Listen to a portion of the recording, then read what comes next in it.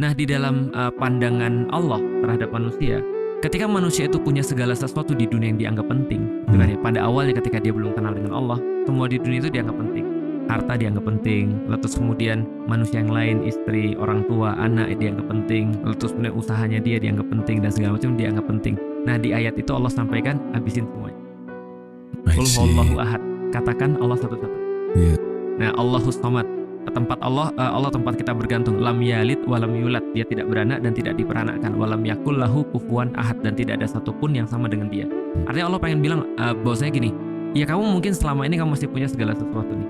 Tapi setelah terus kemudian kamu memahami seluruh Al-Quran gitu kan ya, maka habisin itu semua dan gak ada yang lain selain Allah. Itu adalah inti daripada kebenaran. Kita ikhlas. Ada orang bilang gini, ikhlas adalah gak nyebut-nyebut. Makanya di dalam surat Al-Ikhlas gak nyebut ikhlas.